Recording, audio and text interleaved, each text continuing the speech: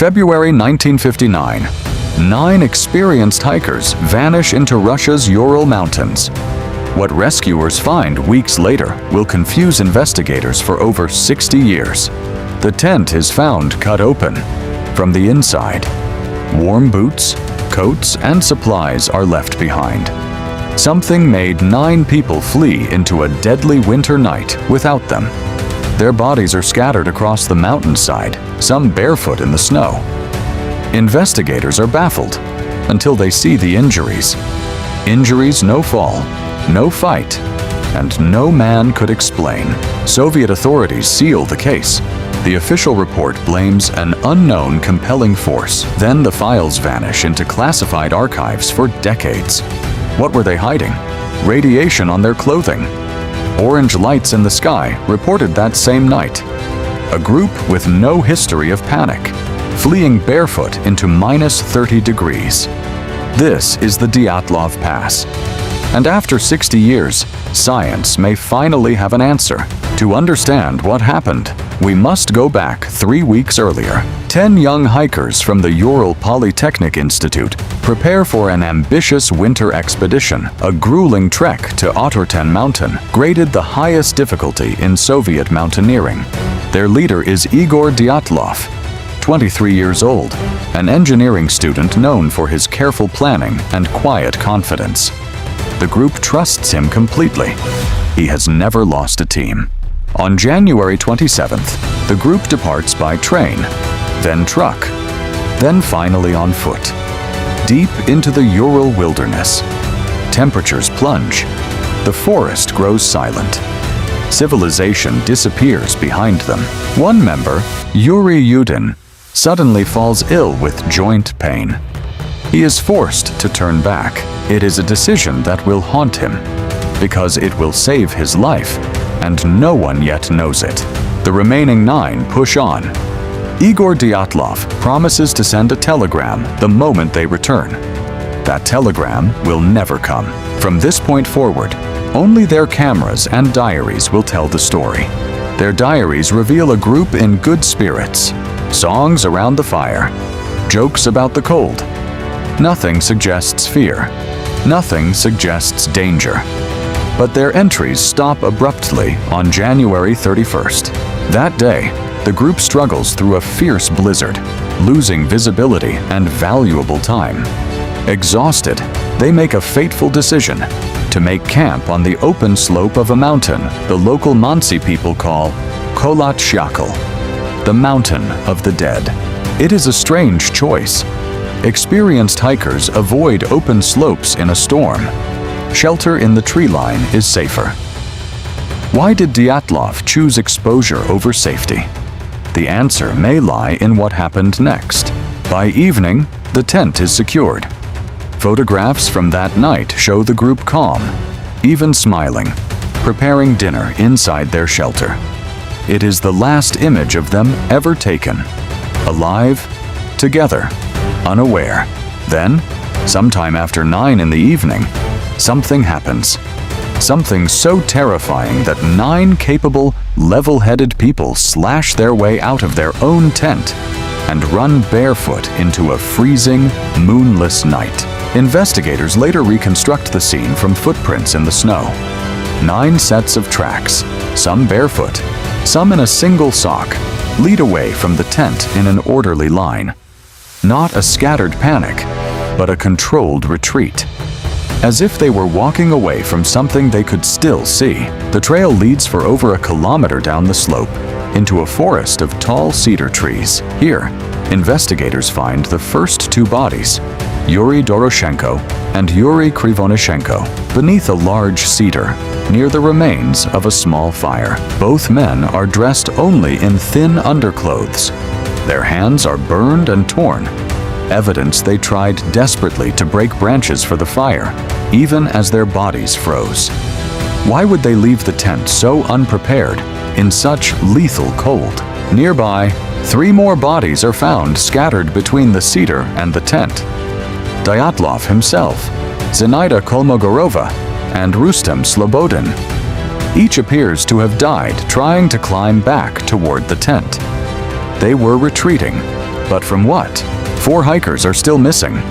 It will take investigators over 2 months until the snow finally melts in May to find them. And what they discover in a ravine, buried under thick snow, will turn a tragic accident into an unsolvable mystery. In early May, searchers finally locate the last 4 members, buried under 4 meters of snow at the bottom of the ravine. But their bodies are unlike anything found before.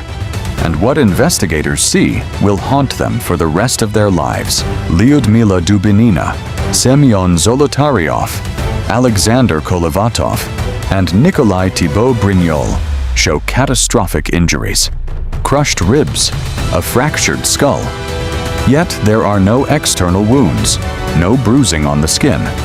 The force that caused this came from somewhere doctors cannot explain. One investigator later compares the force required to that of a car crash.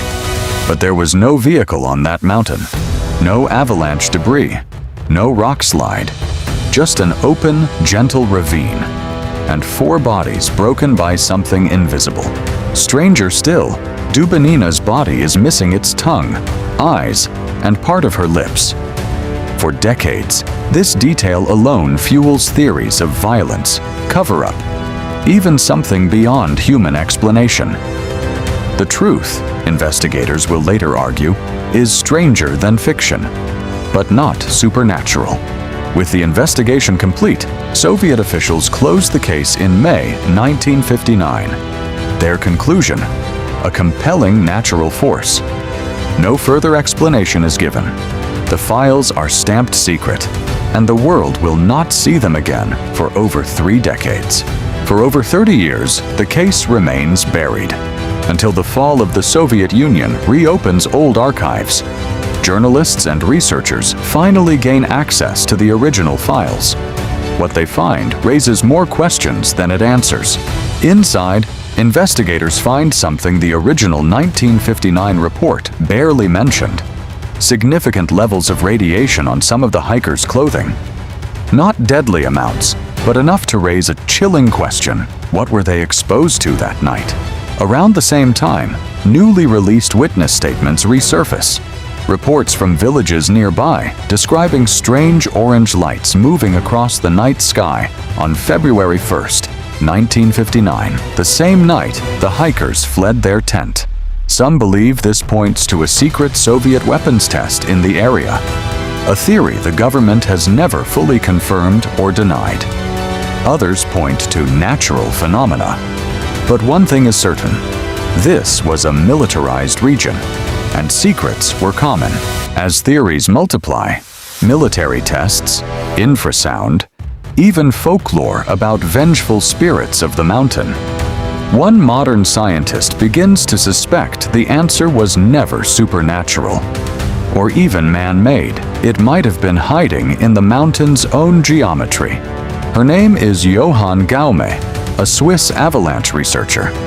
In 2019, he and a colleague begin re-examining the case using tools no one had in 1959: computer modeling, injury biomechanics, and decades of avalanche research.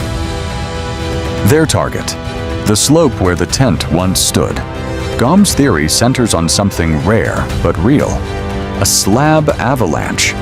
Not the dramatic wall of snow from movies, but a smaller, harder release of packed snow, capable of striking with tremendous, localized force. Could this explain the crushed ribs and skulls? But there's a problem. No slide marks were found in 1959, and the slope seemed too gentle for an avalanche. Investigators at the time dismissed the theory almost immediately.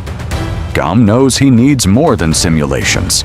He needs physical proof. So Gaume turns to an unlikely source for validation: Disney. Using code originally developed for realistic snow animation in the film Frozen, his team builds one of the most detailed avalanche simulations ever created for this case. The simulation reveals something investigators in 1959 could never have known. Days earlier, the hikers had cut into the slope to level their tent, creating a hidden weak layer beneath the snow. A silent, invisible flaw, waiting. Now the pieces begin to align. As the hikers slept, wind-driven snow slowly accumulated above the cut they had made, adding weight, hour by hour, onto that hidden weak layer. They had unknowingly built their tent atop a trap of their own making. Then, sometime after 9 that night, the layer finally gives way, not a massive wall of snow, but a dense, compact slab, releasing suddenly and silently, striking the tent with the sleeping hikers still inside. The impact is enough to crush ribs and fracture skulls, but not enough to bury the entire tent. In the chaos and darkness, disoriented and injured, the group makes a desperate decision: cut their way out rather than risk a second collapse. Outside, in near total darkness and disorientation, the group cannot risk returning to a potentially unstable tent. Injured, freezing, and half-dressed, they retreat downhill toward the tree line, believing shelter and firewood offer their best chance of survival. It is a rational decision, made under irrational, life-threatening conditions. But the cold is faster than they anticipated. Within the tree line, hypothermia begins to take hold, and their careful retreat starts to unravel into a fight for survival. Reaching the cedar tree, Doroshenko and Krivonishenko attempt to build a fire and send others back for supplies, but hypothermia has already begun clouding their judgment. Their bodies, found weeks later, would bear the evidence of this final, desperate effort. Meanwhile, Dyatlov, Kolmogorova, and Slobodin turn back toward the tent, perhaps to retrieve supplies, perhaps guided by a final surge of clarity. But hypothermia is relentless. One by one, exhausted and freezing, they collapse in the open snow, never reaching shelter. The final 4, Dubinina, Zolotaryov, Kolovatov, and Thibaut Brignol, retreat into a nearby ravine, searching for shelter from the wind. There, exhausted and disoriented in the darkness, several of them fall or stumble into the deep snow-covered gap. The fall itself is not fatal. The ravine is only a few meters deep. But the impact, combined with the weight of packed snow that follows, generates the same crushing force Gaume's simulation predicted. This explains the catastrophic internal injuries with no external wounds. As for Dubinina's missing tongue and eyes, forensic experts later explain this too. Not mutilation, but natural decomposition, accelerated by running water at the ravine's base and the work of small scavengers over the following weeks. The mystery, it seems, has a scientific answer for everything. Almost. By 2020, Gaume and his team published their findings in the journal Communications Earth and Environment. It is the first scientific explanation to align physical evidence, terrain data, and injury patterns into one coherent theory. But not everyone is convinced. Critics point out a key flaw. The search team in 1959 found no snowbreak, no fracture line above the tent. If a slab avalanche struck, where did its evidence go? The scientific community remains split. Proof, it seems, cut both ways. Gaume acknowledges the gap.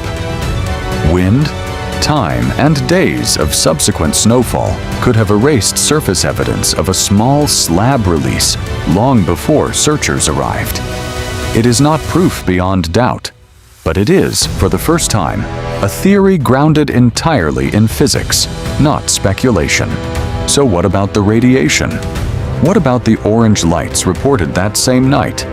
Investigators now believe these details, while real, were likely unrelated coincidences. The radiation traced to Zolotaryov's camera lens, a known industrial material of the era. The lights, a possible missile test miles away. Piece by piece, the impossible becomes explainable. Not aliens, not vengeful spirits, not a secret weapon. Just an unlucky combination of terrain, weather, timing, and human decisions. the kind of quiet tragedy nature has staged countless times, largely unnoticed throughout history. In 2019, Russian authorities, prompted by relentless public pressure and the families of the deceased, reopen a limited investigation for the first time in 60 years. Their conclusion, announced in 2020, aligns closely with the avalanche theory. But for many, it still isn't enough. In the front row sits Yuri Yudin, the 10th hiker, the one who turned back all those years ago due to illness. Now an old man, he has spent 60 years carrying the weight of survival and the unanswered question of why he lived when his friends did not. Yudin would spend the rest of his life defending his friend's memory, dismissing wild theories, and pleading for the truth to be taken seriously. He passed away in 2013, 6 years before this final investigation, never knowing that science would, at last, come close to an answer. Today, the Dyatlov Pass itself has become a place of pilgrimage. Hikers and researchers still trek to the site every winter, drawn by the same mountains that once claimed 9 lives, now marked by a simple memorial plaque bearing their names and smiling faces. And yet, even with the science settled for most, a lingering question remains for those who study this case closest.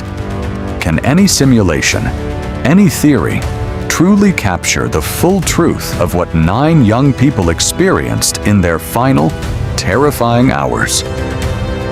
Some mysteries, perhaps, are only ever partly solved. 60 years after 9 young hikers vanished into the Ural wilderness, their story endures, not because it remains unsolved, but because it reminds us how thin the line is between adventure and tragedy, between confidence and catastrophe.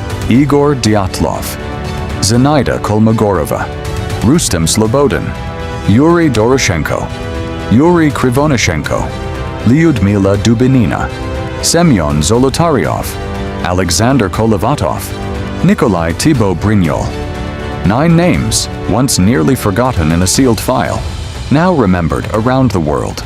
Their tent, their footprints, their final hours, reconstructed not through speculation, but through science, patience, and respect for the truth. It is a reminder that even the coldest mysteries can, eventually, be met with light. If you found this story as haunting as we did, subscribe to Dark Files, where history's most chilling unsolved mysteries are uncovered, one truth at a time. The Dyatlov Pass, a mystery 6 decades in the making, finally mostly explained. Dark Files.